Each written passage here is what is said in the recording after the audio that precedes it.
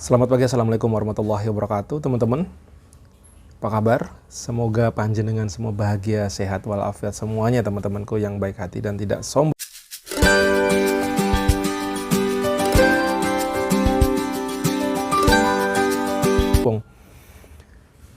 Hari ini jam berapa sekarang, guys? Jam berapa ini? Jam 7.13.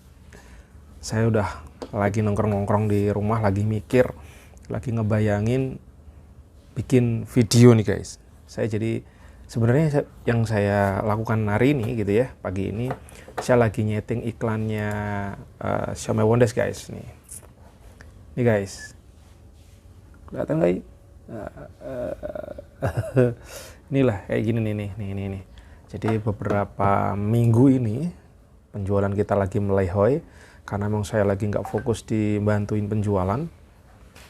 Jadi saya lebih fokus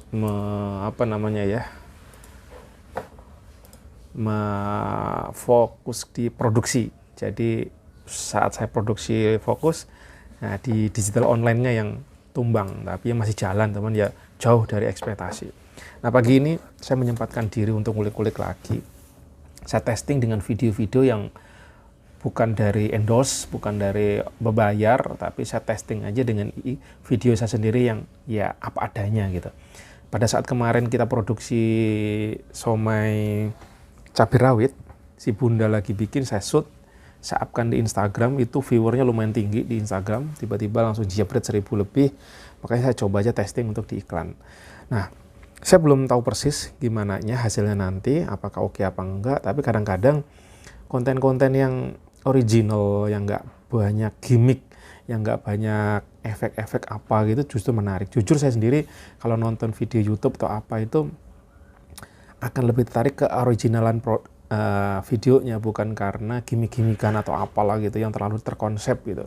Ya bagus, bisa konsep bagus, oke. Cuman gimana caranya yang bisa menyentuh hati apa adanya gitu. Nah saya testing aja, nggak tahu gimana hasilnya. Moga-moga hasilnya bagus ya guys. Karena apa yang ada di kepala saya belum tentu cocok di kepala orang lain. Apa yang saya bayangin belum tentu sesuai di kepala orang lain, yang dimau orang lain. Jadi riset, kalau kayak saya ini risetnya ngawur. Risetnya apa? Hajar bleh. Bukan riset yang benar-benar menggunakan ilmu data yang benar-benar real gitu. Karena keterbatasan segala lini ya. Modal kurang, tenaga kurang, ilmu kurang. Satu-satunya cara yang saya bisa adalah ya modal, tabrak aja, hajar aja. Itu yang saya lakukan. Begitupun dalam usaha. Saya dulu memulainya juga dengan hajar-hajar aja, dan resikonya apa? Resikonya banyak gagalnya, banyak salahnya, banyak tumbangnya. Jadi teman-teman kalau mau bisnis, mau usaha itu ya kudu punya berani mengambil resiko. Nah resikonya ini, resiko kalau kita nggak punya ilmu cenderung salahnya banyak, ruginya juga banyak. Tetapi tidak juga membuat kita mundur. Kalau kita mundur ya wis, ora bakal dimulai. Teman-teman kayak gitu. Nah, pengalaman saya bahkan sampai saya dalam produksi pun saya testing itu soalnya luar biasa banyak. Pernah belum lama ini juga saya bikin karena menggunakan alat baru segala macam ya. Saya beli mixer baru, yang terjadi apa? Saya 12 kg bahan itu akhirnya nggak dijual karena terjadi kesalahan, produknya rasanya asam gitu. Entah salahnya di mana, apakah ikannya atau saya kena air gitu kan, air yang dari luar atau apa gitu ya. Ya, tapi kejadian itu bagi saya udah makanan sehari-hari lah gitu. Kalau dikalkulasi udah jutaan itu guys. Modalnya pada saat penjualan udah ambruk, saat produksi gagal, melayang, wah itu kalau nggak biasa kan, itu rasanya pada saat misalkan saya jualan misalkan sehari dapat 100-200, tapi pas jebret salah itu bisa jutaan. Nah ini kalau mental kita nggak mental tempur, mental kita nggak pasrah lillah ke Gusti Engkang Maha Kuwaos ya wis, wah pasti ambruk guys, ambruk, stres terjadi. Terus kedua kayak misalkan saya testing bumbu kacang kayak gitu ya, rasanya nggak pas, wah itu ya gagal juga. Terus lagi iklan tuh boncos terus berkali-kali. Bahkan misalkan dalam sebulan tuh target saya adalah misalkan 1:1, saya modal 30 juta dapat profit 30 juta.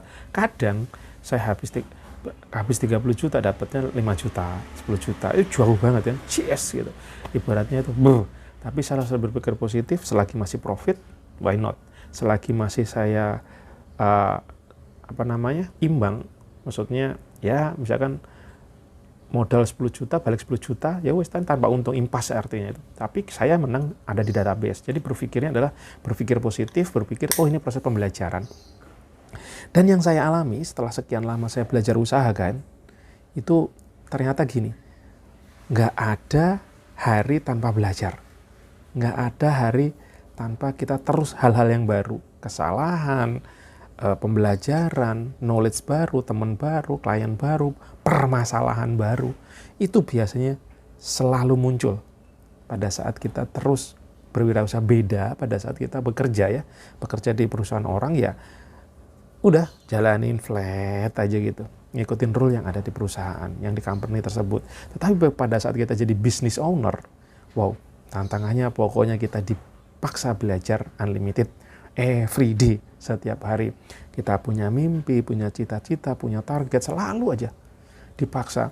Dan saat ini saya lebih atensi lagi pada saat saya ini, waktu kemarin kan saya lebih fokusnya di marketing, digital marketingnya ya. Gimana jualan mendatangkan pembeli gitu kan. Nah, pada saat saya turun lagi ke bagian produksi, ternyata banyak juga hal-hal baru, ilmu baru yang saya perlu atensi di sini. Wow, ternyata begini ya. Saya harus kayak kemarin tuh saya harus beli wajan baru, beli kompor baru yang cost-nya tidak sedikit teman-teman. Cost-nya amazing. Belum lagi pada saat saya mencari supplier ikan yang terbaik gitu ya. Akhirnya saya memutuskan mana ikan yang terbaik. Saya akhirnya testing sana, testing sini, misalkan dari beli ikan kerok. Itu ternyata saya lihat efisiensi waktunya yang dahsyat, menyita waktu tenaga saya yang benar-benar lelahnya parah kan, karena mesti pagi-pagi saya udah ngerok ikan. Bayangin kalau 10 kilo, 20 kilo itu ngeroknya udah tangan tuh, belum lagi ngadonin. Pada saat kemarin sebelum saya beli mixer gitu ya, saya ngadonin itu pakai tangan. Saya kolaborasi dengan istri, bunda gitu, sampai bener-bener remuk redam badan rasanya itu. 10 kilo ngadonin, tangan rasanya udah kayak nggak punya tenaga nih, lunglai. Belum nyetaknya.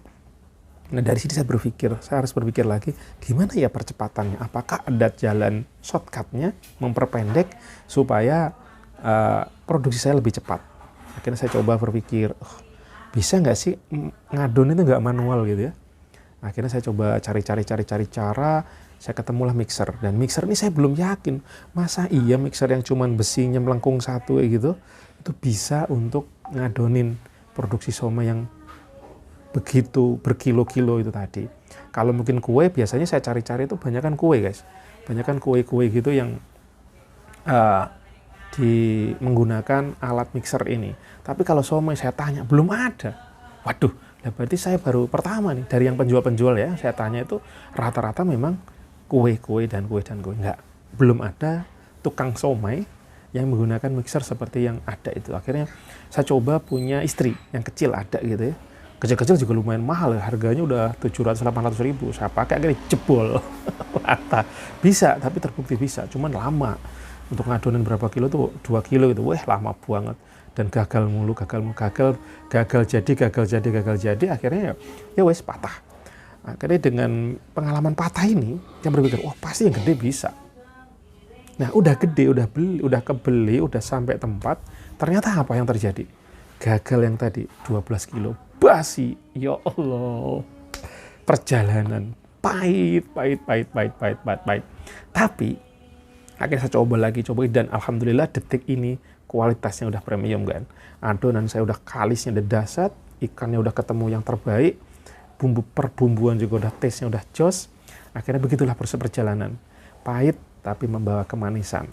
Jadi proses belajarnya memang untuk jadi wirausaha, entrepreneur, business owner itu dahsyat bagi teman-teman yang kurang modal, kurang ilmu, bla bla bla. Kalau yang teman-teman yang udah punya senjata tempur, ya itu dahsyat, lebih mudah. Tetapi kalau yang seperti saya senjatanya sangat limited edition, itu wow, sangat amazing, perlu mental yang kuat dan pasrah ke Tuhannya luar biasa, kudu didahulukan.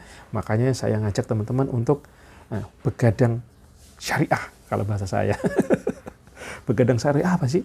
Yaitu begadang pada saat sepertiga malam untuk mencari, meminta ke Allah solusi terbaik. Itu the best begadang menurut saya. Kalau lagunya Oma, begadang jangan begadang, menurut saya begadang pada tempatnya boleh, asal sesuai syariat. Syariatnya apa? Karena Allah menyuruh kita bangun di sepertiga malam, lakukan, maka mental kita akan kuat, akan enteng setiap masalah. Gitu curhat pagi ini. Assalamualaikum warahmatullahi wabarakatuh. Video ini dipersembahkan oleh Siomay Wondes. Makan siomay, ya Siomay Wondes. Apabila bermanfaat, bantu like, share, dan subscribe ya guys, biar makin semangat membuat videonya. Terima kasih.